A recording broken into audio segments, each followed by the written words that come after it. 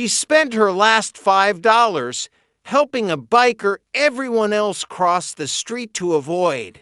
But when 10 roaring convoys returned the next morning, her life would never be the same. Before we begin, don't forget to subscribe and turn on the notification bell so you never miss another emotional story that touches the heart. Atlanta had a way of testing a soul. Every day felt like a new round of life's tug-of-war between hope and giving up. For Tanya Brooks, 27 years old, life had long stopped being kind. Her mom used to say, "The Lord will provide." But lately, Tanya wasn't sure if he still remembered her address. She stood behind the greasy diner counter that night, scrubbing coffee stains from the table as the rain tapped against the foggy windows. The open sign flickered like it was tired. She checked her phone, 11:46 p.m.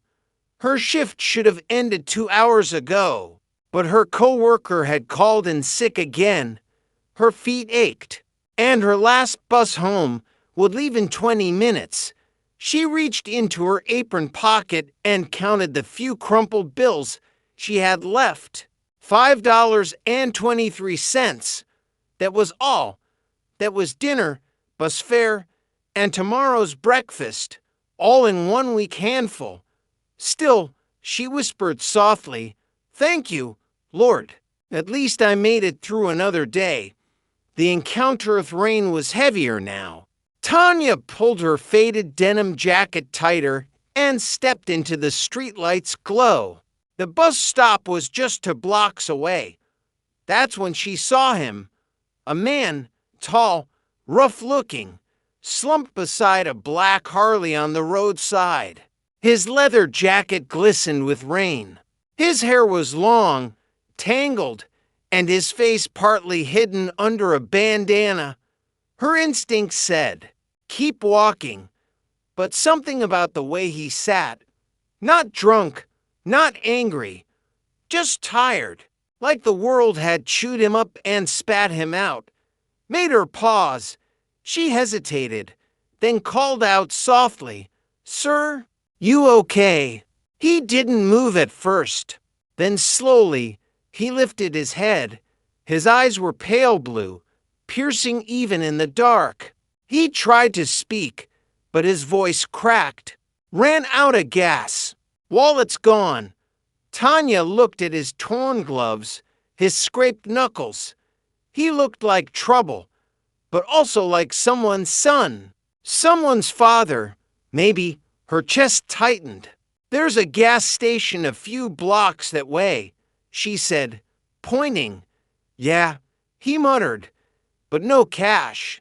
Lost it somewhere back on the highway." She stood there, torn between fear and compassion. Rain dripped down her forehead. The bus headlights appeared faintly in the distance. Her last ride home. And then something stirred in her heart. Her mama's voice again. "You don't help people because they deserve it. You help them because you can." She looked down at her damp $5 bill. That was all she had, and yet, somehow, she smiled. "Wait here," she said quietly. The $5 choice ran across the street to the small 24-hour Quick Mart. Shivering as the cold air hit her inside, the cashier, an older woman with tired eyes, looked up. "Evening, baby. You caught in the rain too?" Tanya nodded breathlessly. "I just need a sandwich and a small gas can. Please." The woman glanced at the soaked bills. Tanya laid down. "That'll be for $1.87. Tanya handed over the money, hands trembling slightly from the cold, from the fear of having nothing left. She couldn't tell. Back outside, she hurried to the biker, who now sat slumped against his bike, head bowed. "Here," she said, handing him the sandwich and the small red gas container. "It's not much, but it'll get you where you need to go." He stared at her, disbelief flickering in his eyes. You serious? Tanya shrugged lightly. It's just $5. I'll be fine. He reached for it slowly, his gloved fingers brushing hers. Nobody does that anymore, he murmured, his voice gravelly. What's your name? Tanya, she said, smiling faintly. Just Tanya. He nodded slowly. You're an angel, Tanya, a real one.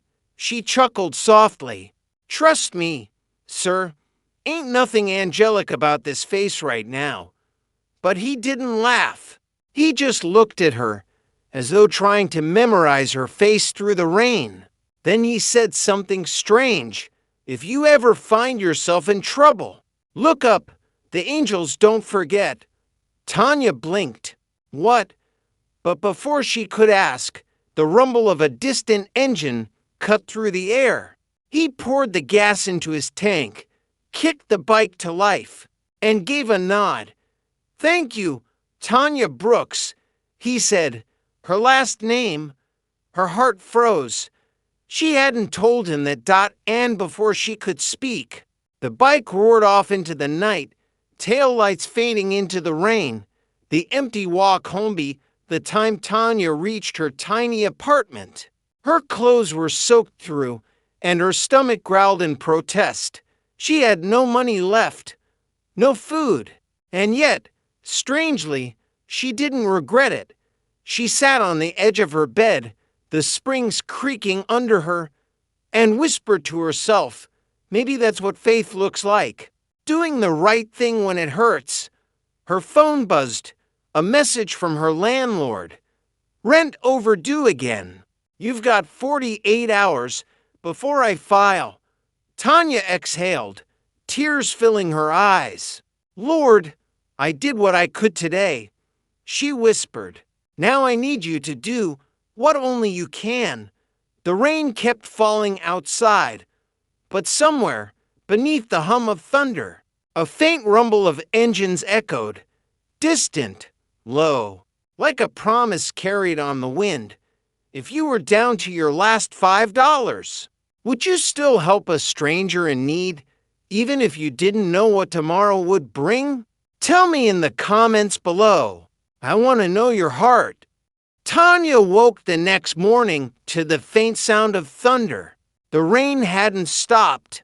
It only softened into a steady drizzle. Like the sky itself was tired. Her stomach ached with hunger. All she'd eaten last night was a stale piece of bread and hope. But even through her exhaustion, she felt lighter. There was something peaceful about knowing she'd done the right thing, even if it didn't make sense. Still, she needed to face reality. Her phone screen flashed. Balance $3.12. The landlord's message was still there, glowing like a wound. She sighed, rubbing her temples. Lord, I need a miracle that don't take a week to ship, she muttered. At the diner by noon. Tanya was back at the diner, the same smell of burnt coffee and bacon grease wrapping around her like an old coat. Morning. Sweetheart, called Janelle, her co-worker, from behind the counter. You look like you wrestled with the rain and lost. Tanya chuckled weakly. Feels about right. You eat? Tanya shook her head. Didn't have time. Janelle frowned and slid a small plate toward her, scrambled eggs and toast. On the house. Don't argue. Tanya's eyes softened. You'll get me fired, Janelle. Then we'll both be unemployed and hungry. But at least you'll eat, Janelle replied, smirking. They both laughed. But Tanya's mind wasn't really in the room. It kept wandering back to that man, the biker. She didn't even know his name, but his words kept echoing. If you ever find yourself in trouble, look up. The angels don't forget. She tried to laugh it off. It sounded like something out of a movie, Not something that happens on a wet Tuesday night in Atlanta. Still, he'd known her last name. That part she couldn't shake. A shadow at the window thou's dragged. By the time her shift ended, the clouds had turned dark again. The diner's neon lights reflected off the puddles outside like shards of colored dot as Tanya was cleaning up. She noticed something odd, a shadow standing across the street tall. Still, watching, her pulse quickened. The rain made it hard to see clearly, but the silhouette looked familiar. Leather jacket, boots, the faint outline of a helmet. Chanel. Tanya whispered, "You see that guy?" Chanel glanced up from counting tips. "Where?" "Across the street, by the street lamp." But when they both looked again, the figure was gone. Chanel shrugged. "Girl, you've been working too hard." "Yeah," Tanya said softly, but her chest felt tight. The knock later that night, Tanya sat in her apartment, the dim yellow lamp casting long shadows on the peeling wallpaper. She sipped instant coffee from a chipped mug, her version of dinner, and stared at the $3 left in her wallet. Thunder rolled in the distance. The sound comforted her somehow. It was the only thing louder than her thoughts. Then came a knock. 3 slow. Heavy thuds. Her body froze. No one visited her. Her landlord texted. He didn't knock. She hesitated, standing quietly. The knock came again. "Tanya Brooks?" A deep voice called through the door. Her breath caught. That voice, low, gravelly, she'd heard it before. She approached cautiously. "Who's asking?" "It's Rick." She blinked. "Rick who?" "The man you helped last night." Her heart jumped. "How did you?" "Can I come in?" Everything her mama taught her screamed, "Don't let strangers in after dark." But something in his tone didn't sound dangerous. It sounded respectful. She opened the door slowly. The returnist stood there, the biker, but this time he looked different. His face was clean, his jacket new, his posture tall and proud. His blue eyes weren't lost anymore. They were focused, sharp, like a man who had found himself again. In his hands was a paper bag. "I owed you dinner," he said simply. Tanya blinked, speechless. "You came back?" "Wouldn't feel right if I didn't," he said with a small smile. He stepped inside carefully, setting the bag on her table. "Hope you like fried chicken." The smell hit her, warm, familiar, comforting. Her stomach growled in betrayal. She laughed softly. "You didn't have to." He raised a hand. "I know, but sometimes the people who say you didn't have to are the ones who deserve it most." For a few moments, silence filled the small apartment. Not awkward, just peaceful, the conversation as they ate. Tanya asked the question she'd been holding back. "So, who are you, really? I mean, last night you looked like you'd come out of a storm." He smiled faintly. "Maybe I did."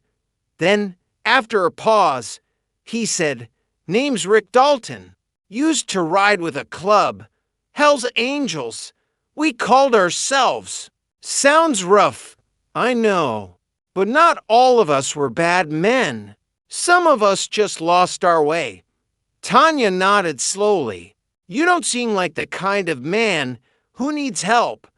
Rick looked down, twisting the ring on his finger. "Last night, I was ready to quit. Not just the road, everything. You showing up. Stop that." Her eyes widened. "You mean?" He nodded. "I was done. Then you came, out of nowhere, like Grace wearing sneakers."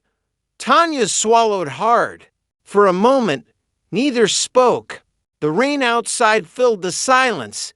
Then she said quietly, "Rick, you don't owe me anything." He looked at her. "Steady. You don't get it. Tanya, you didn't just give me gas. You gave me a reason to keep going." The warning before he left, he stood at her door again, pulling on his gloves. "You might see some bikes round the neighborhood tomorrow," he said softly. "Don't be scared." Tanya frowned.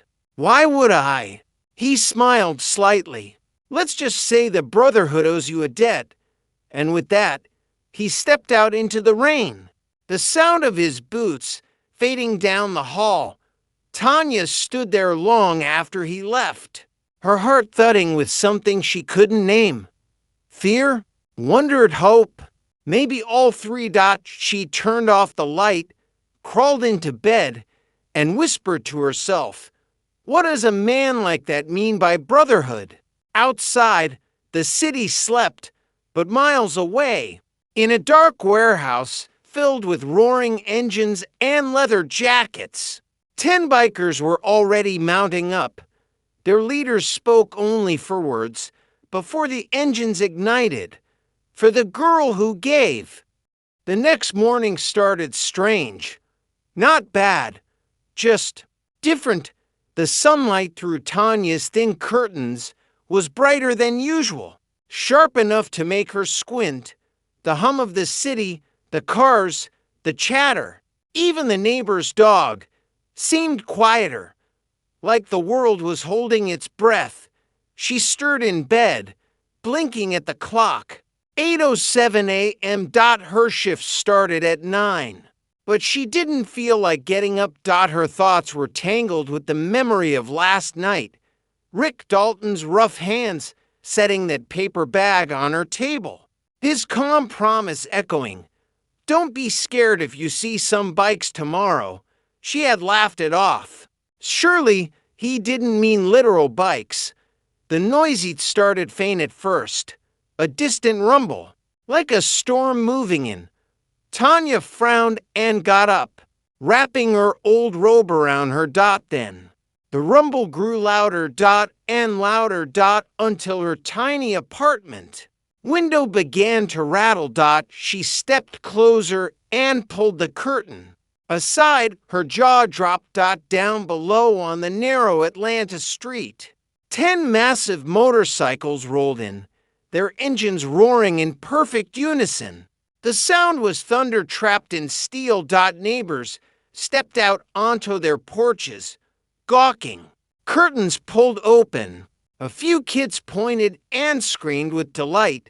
Each biker wore the same patch on their jackets, HA Brotherhood, in faded letters. At the front, leading the pack, was Rick Dalton.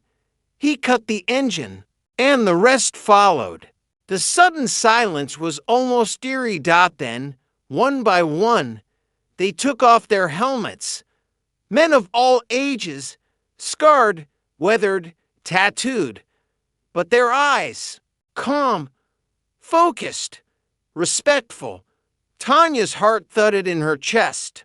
"Oh, dear Lord," she whispered. The visit and knock echoed through the hallway again, softer this time, but firm. Tanya hesitated only a second before opening the door. Rick stood there, smiling faintly. "Warning, Tanya." Her voice caught. What is all this?" He stepped aside, gesturing toward the street. "Told you not to be scared. Rick, you brought family," he interrupted gently, "and a promise." Before she could respond, another biker, the big man with a gray beard and kind eyes, approached carrying a large white envelope. "This the lady?" he asked Rick. Rick nodded. "This is her." The man handed her the envelope with both hands. "We don't forget kindness around here, ma'am, not when it comes from the heart." Tanya blinked in confusion. What is this?" Rick nodded toward it. "Open it." The envelope, her fingers trembled as she tore it open. Inside was a neatly folded letter and a check. She stared, unable to process what she was seeing. $50,000. Oh, her lips parted. Rick, this has to be a mistake. He shook his head slowly. No mistake. That's from the Brotherhood Fund. You didn't know it, but last night, you helped the national vice president of our club. When he disappeared on the road, we thought we'd lost him. You brought him back. Tanya's knees weakened. She leaned against the doorframe for support. Rick, I didn't do anything special. You gave when you had nothing, he said softly. And that kind of heart deserves to be remembered. Tears filled her eyes. I can't take this. You already earned it, he said, placing a hand gently on her shoulder. The other bikers stood silently behind him, heads slightly bowed. Their expression solemn. It wasn't charity. It wasn't pity. It was honor. The neighborhood awakens be now. The whole block had gathered. Children whispered. A few old women crossed themselves. Who is she? Someone asked. Another replied. That's Tanya Brooks. Works down at the diner. Sweet girl. Tanya wiped her tears, still in disbelief. Rick, I don't even know what to say. He smiled. Then don't say anything. Just live better than yesterday. She looked down at the check again. Her hands trembled. This is more money than I've ever seen. Rick nodded. Use it to change your story. Then, as if reading her mind, he added softly, and don't worry about paying it back. We don't loan out grace. A moment of silence. Rain began to fall again. Not heavy, just a soft drizzle that made everything shimmer. Rick turned toward his bike. We've got to ride, Tanya, but we'll be around. She wanted to stop him, to ask 100 questions, who he really was, why he'd called her Angel, how he'd known her last name that first night. But something told her not to. Instead, she stepped forward, clutching the envelope to her chest, and whispered, "Thank you." Rick gave a small nod, then turned the key in his ignition. The engines roared back to life. 10 deep thunder claps that shook the air. As the convoy pulled away, Tanya noticed something new. On the back of Rick's leather jacket, under the old HA Brotherhood patch, were 2 small words stitched in white. For Tanya, the whisper of faith when the bikes disappeared into the horizon. Tanya stood in the rain, tears mixing with the drizzle. Neighbors clapped. Someone shouted, "You famous now, girl." But Tanya wasn't thinking about fame. She was thinking about grace. How it had shown up wearing black leather and roaring engines. She looked down at the check again, then up at the cloudy sky. Her lips trembled as she whispered, "You didn't forget me after all. Have you ever done something kind for someone who could never repay you, and then been surprised by how life paid you back? Share your story below. I promise, somebody needs to hear it." Tanya couldn't sleep that night. The check sat on her nightstand, glowing faintly under the lamplight like a secret too heavy to hold. Every few minutes, she'd glance at it, half expecting it to vanish. $50,000, she whispered to herself, still shaking her head. That's somebody's whole life savings. Her mind swirled with thoughts, overdue rent, unpaid bills. The student loan she'd long stopped checking because the numbers made her stomach twist. She could pay it all. In one stroke. But as much as she wanted to celebrate, something in her heart stayed still. The next morning, Tanya walked to the diner with her old sneakers squelching in the wet sidewalk. Chanel spotted her through the window and rushed out, before she could even reach the door. "Girl, what on earth happened yesterday?" Chanel exclaimed. "Half the neighborhood saw them big bikes. People talking like you in a movie." Tanya chuckled softly. "It wasn't a movie. It was something else. You okay?" "I think so. Just trying to figure out what it all means." Chanel squinted at her. "What do you mean, what it means? If a bunch of bikers gave me that kind of gift, I'd be shouting hallelujah all the way to the bank." Tanya smiled. "Yeah, but I keep thinking, why me? What if I wasn't supposed to keep it?" Chanel folded her arms. "Girl, don't get all saintly now. God blessed you. You better let him." They both laughed, but inside, Tanya still felt uneasy. The bankleter that afternoon. Tanya walked into the small downtown bank she'd been using since she was 18. Her jeans were faded, her jacket too thin for the November chill. The manager, Mr. Collins, sat behind the counter, slick hair, polished watch, the kind of man who measured people before speaking to them. She walked up timidly. "Hi, sir. I need to deposit a check." He glanced at her up and down, her shoes, her frayed sleeves, and smiled thinly. "Sure, ma'am. How much are we depositing today?" Tanya hesitated, sliding the paper across the counter. 50,000. The manager's eyebrow arched. "I'm sorry.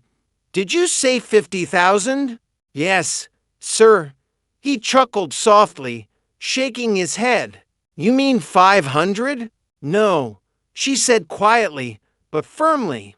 $50,000. He took the check, scanning it skeptically. His smirk lingered until he saw the name printed at the bottom. Rick Dalton, Brotherhood Trust Foundation.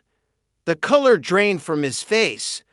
"Miss Brooks, if you'll wait one moment," he said quickly, disappearing into his office. Tanya stood by the counter, clutching her old purse. People stared. A few whispered. Then Mr. Collins returned, his tone now polite, his smile nervous. "Apologies, ma'am. The check's legitimate. We'll clear it within 24 hours. "Thank you," Tanya said, holding her chin high for once. When she walked out, she felt the strangest sensation, pride, yes, but also guilt. The dilemma that night, Tanya sat at her kitchen table, staring at a blank piece of paper. Across the top, she'd written, "What do I do with this blessing?" Her heart pounded. She'd prayed for help so many nights, and now that it had come, she wasn't sure she knew what to do with it. She could pay rent for a year, maybe buy a small car, get back into school. But her thoughts kept circling back to the same thing. You don't help people because they deserve it. You help them because you can. Her mama's words. And now she could. The decision next day. Tanya did something few expected. She walked into the local community center on Edgewood Avenue, the same place she used to go as a kid when her mom couldn't afford daycare. The director, an older woman named Mrs. Jenkins, looked up in surprise. "Tanya Brooks? Girl, I ain't seen you in years." Tanya smiled shyly. "I'm still around. Just been trying to stay afloat." "Well, come on in, baby. What brings you here?" Tanya hesitated, then pulled a folded check from her bag. $10,000 made out to the community center. Mrs. Jenkins gasped. "Tanya, what is this?" "It's a start," Tanya said softly. "For new books, better meals, maybe a bus to pick up kids after school. You helped me once. I want to help someone else now. Mrs. Jenkins covered her mouth with trembling hands. "Child, do you know what this means for us?" Tanya smiled through tears. "Yeah, I think I do. Word spreads within days. Word traveled through the neighborhood like wildfire. The girl who had nothing, the one always catching the bus in the rain, always smiling even when life beat her down, had become a blessing to others. Reporters showed up. The diner saw new customers who asked, "Is Tanya working today?" Janelle teased, "See? I told you God was just warming up." But Tanya didn't bask in the attention. She stayed humble. Every dollar she spent was thought out, prayed over. Sometimes at night, she'd sit on her small balcony, sipping tea and staring into the skyline, wondering if Rick ever thought of her again. Maybe he was out there somewhere, still riding, still helping, still proving that Grace could wear a leather jacket and drive a Harley. The quiet moment weeks passed. The check cleared. Bills were paid. And peace, the kind she hadn't felt in years, settled around her like a warm blanket. But one thing stayed constant. That little gas station receipt she'd kept from the night she helped Rick. She pinned it to her wall with a note. "The night I gave $5 and got my faith back." What would you do if someone suddenly blessed you with $50,000? No strings attached. Would you spend it, save it, or share it? Drop your thoughts below. I'm curious how your heart speaks. 3 months had passed since the roar of engines last echoed down Tanya Brooks Street. Atlanta's chill had turned into a soft spring breeze, and the world around her finally felt a little lighter. The diner where she worked had changed, too. She'd used part of her money to repaint the place, fix the leaky roof, and buy new uniforms for the staff. Even Mr. Collins, the once condescending bank manager, now greeted her with respect whenever she came in to deposit donations for the community center.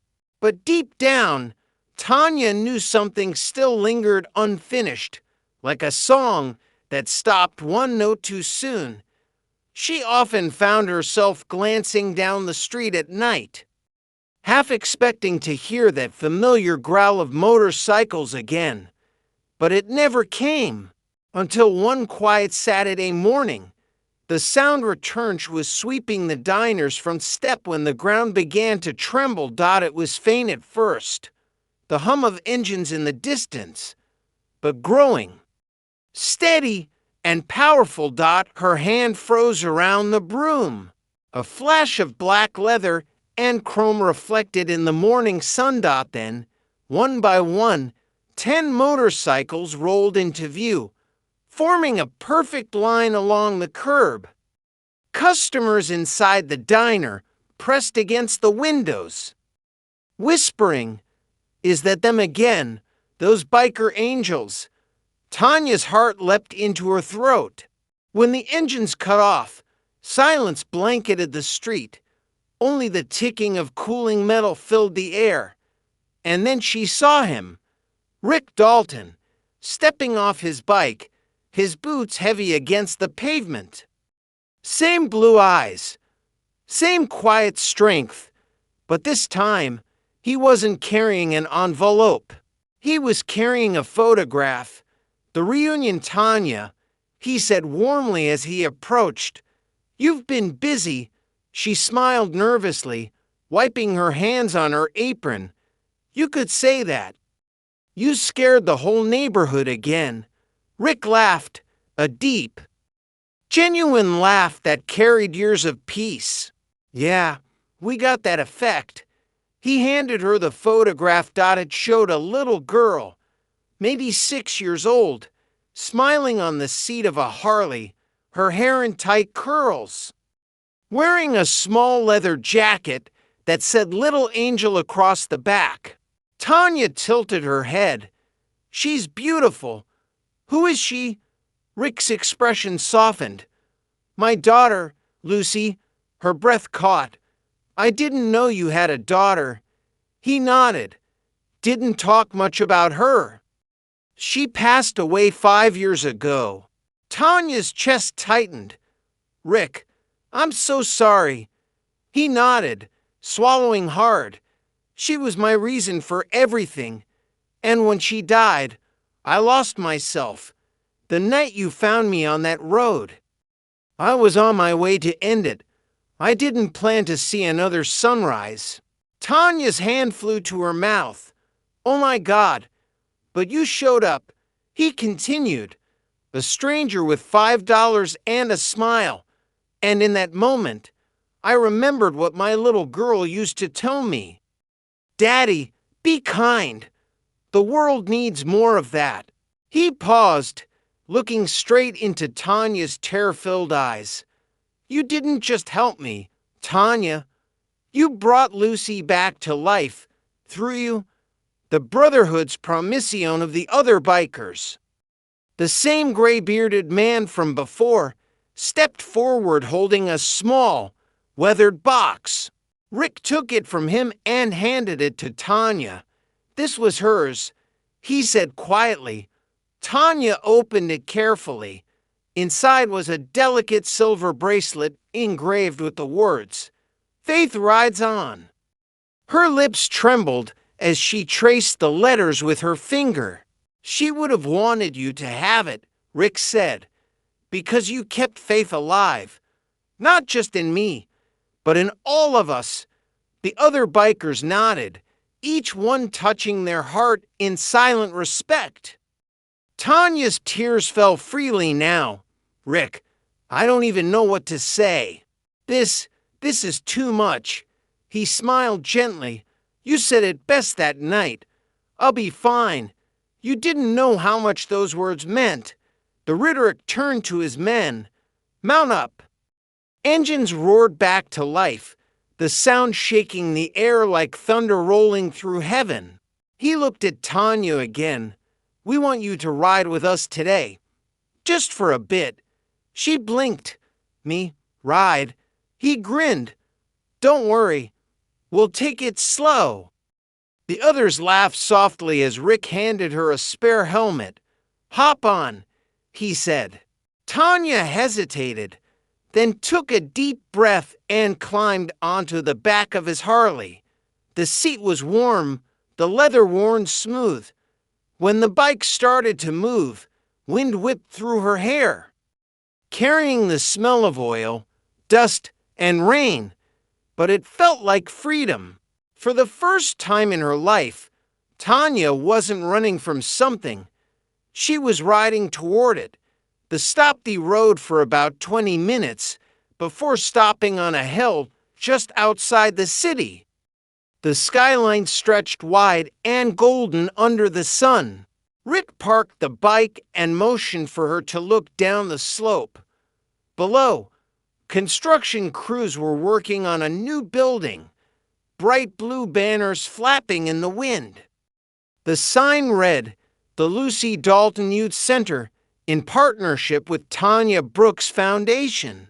Tanya gasped, covering her mouth. Rick, what is this? Rick smiled softly. You gave your money to help other people's kids. We figured it's time to help more of them, together. You're already a part of our story, Tanya. Now you'll be part of theirs. Her knees went weak. You did this. In her name. He shook his head. In your honor. Because you showed what real angels look like. Ordinary people with kind hearts. Tanya sobbed openly now, tears streaming down her face as she whispered, This is too much. Rick smiled through misty eyes. No, Tanya, this is what faith looks like when it comes full circle. A new beginning as the wind rustled through the grass. Tanya slipped the silver bracelet round her wrist. Rick placed a gentle hand on her shoulder. You changed the ending for both of us." She looked out at the workers, the bright building rising in the morning light, and smiled. For once, her heart didn't ache for what she'd lost. It beat with gratitude for what she'd found. Somewhere in the distance, the sound of engines faded into quiet, like a prayer whispered through steel. A year later, the hum of engines once again rolled through the streets of Atlanta. But this time, it wasn't a secret or a surprise. It was a celebration. The Lucy Dalton Youth Center stood proudly on Edgewood Avenue, a bright building of glass and stone, its walls painted with murals of children playing, learning, and smiling. The laughter of kids filled the air, bouncing off the walls like sunlight. And at the front gate stood Tanya Brooks, not the girl with worn-out shoes and a $5 bill in her pocket anymore, but a woman of purpose, faith, and fire. Her hair was tied back neatly, her smile soft but strong. Round her wrist gleamed the same silver bracelet Rick had given her. It caught the morning light as if it were alive. The celebration banners fluttered in the wind. Grand opening, the Lucy Dalton Youth Center. The parking lot buzzed with reporters, local leaders, and neighborhood families. Children ran around, clutching free balloons and cupcakes. Rick Dalton stood beside her in a crisp black jacket, his usual rugged edges softened by the emotion in his eyes. Behind him, members of the Brotherhood mingled quietly with the crowd, no longer just bikers, but brothers, mentors, and volunteers. Tanya glanced at Rick, her smile trembling. "You ever think we'd end up here?" Rick chuckled. "If you told me that night on the road that this was waiting on the other side of my breakdown, I'd have called you crazy." Tanya nodded. "And if you told me I'd one day run a youth center named after your daughter, I'd have laughed too." He grinned. "Guess God's got a sense of humor." The speech, a woman from the mayor's office approached the small stage at the front.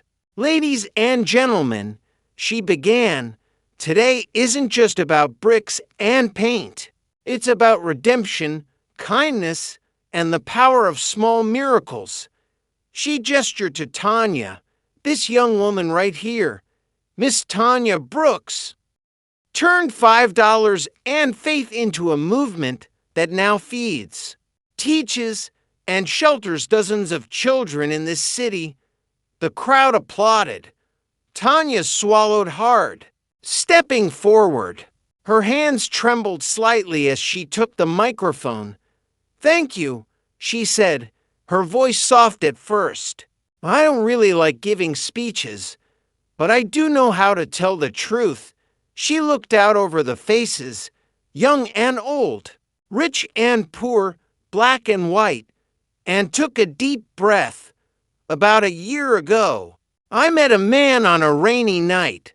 He was broken.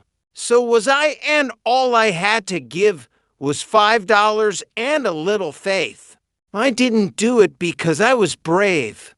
I did it because my mama always said, 'You help people because you can.'" She paused, smiling faintly through her tears. "Turns out, sometimes the smallest act of grace can start the biggest fire." She looked toward Rick, who gave her a nod of quiet pride. "Now, every time I walk through these doors," Tanya continued, "I remember that grace doesn't always come with angel wings. Sometimes it rides in on two wheels wearing a leather jacket." The crowd laughed softly, then applauded harder, some with tears in their eyes. Tanya's voice broke slightly as she finished. "To every person out there feeling like you've got nothing left to give, I promise you, what little you do have might be exactly what someone needs to keep going." The applause rose to a roar, the quiet corner after the speeches.